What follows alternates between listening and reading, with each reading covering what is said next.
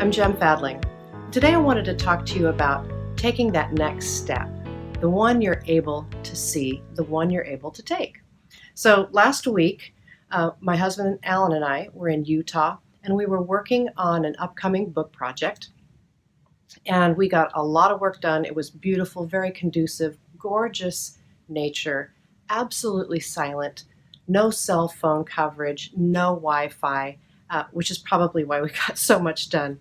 But every day we would just take an outing and just go enjoy the beauty.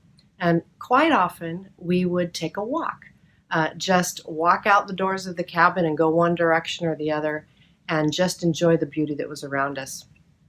But it was quite hilly, and the cabin was at 8,000 feet.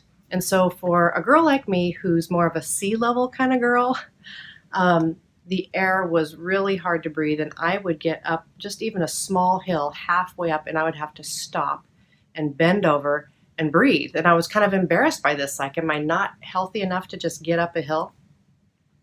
But over the course of the week, I noticed that my breathing changed. I was able to just get up a little more easily up a small hill.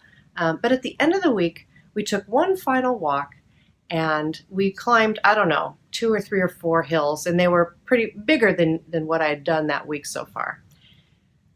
So I would look up at the top of the hill, and I pretty much just shot my own foot because I would say, this is too hard, I can't do it. Why are we going up all these hills? I just went into complaint mode. And because I was looking at the top and going, there's no way. I'm going to have to stop halfway up.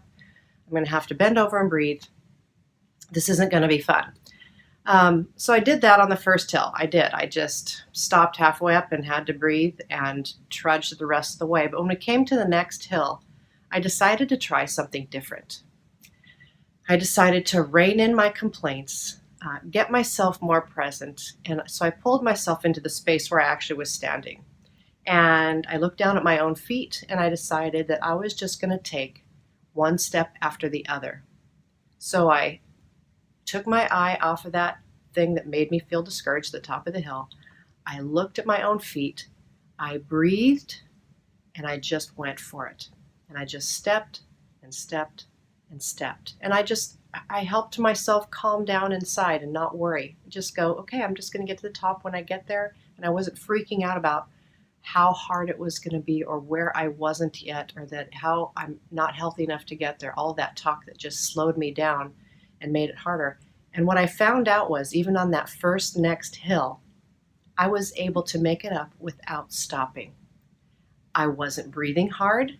And I was like, this is kind of weird. Like, all I did was just stay where I was and take a step and calmly moved forward. And it made me think of that line from Eugene Peterson, a long obedience in the same direction. And I think that's what I experienced as I was just taking one step after the other. And so I'm encouraging you today, whatever that hill is that is in front of you and you're looking at it and you're going, there's no way I can make that in the time that I want to make it in. Okay, I don't know if that's true or not. But let's say that's not true. Let's say you can actually do it in a timely way, in a way that's healthy for you, like I did with the hill. One way to do it is to get present, pull all your worries back into this space, give them to God, look down at your own feet and do the next right thing. Do the next good thing. Decide what that is, and then take the next step and the next step and the next step. And pretty soon you'll be closer to your goal than you thought. And you might even have less anxiety in the process. And wouldn't that be great if instead of anxiety, you could have peace, you could have confidence, and a sense of presence. So I hope that little tip from my 8,000-foot workout helped you. And together, let's remember, we're here to rest deeper, live fuller, and lead better.